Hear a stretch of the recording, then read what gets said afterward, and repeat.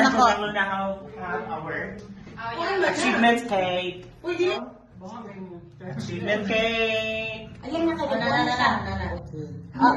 Achievement for 2025.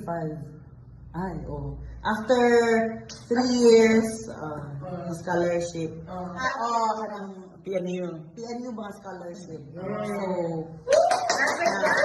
bukan man siya diploma pa amo nakuha pero kanang going na din. Ano siya? Okay. Cute man, day. Achievement is, wala lang, I survived. Kabalo ko. Survive na ko akong 2 years academic year. Pero Corona.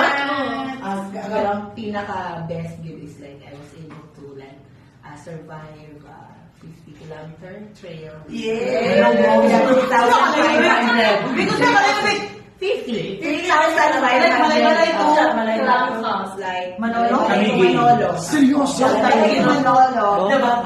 And with elevation gain of 3,500. As when I was like kung kisay naging sa kuha nga mabuhat na ko siya at 40. Wala gid ako na siya nahuna-hunaan. Wow! Yes. So, kaya na to na. Kaya yan. Oh, kaya mo drive For na this siya. year, I'm thankful that I challenged myself to Sure. go back to school again. And thank you, friends. And then I survived person. Baba, ikaw ba yan? Ilasog na ako next time.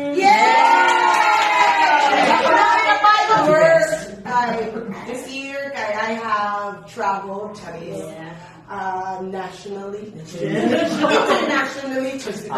I think grateful ko kaya I have traveled twice this year abroad. Ang isa ay sponsored by Bukidnon State University. Yes, sa Taiwan. So it's sponsored by me personally.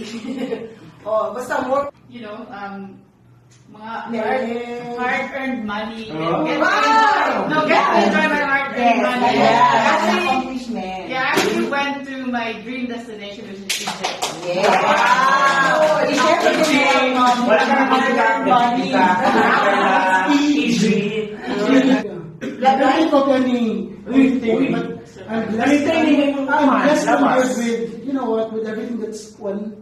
Dahil ba kung designation, Wala ko. Ayok damay-damay yan. I'm good. Best achievement ako this year. love life.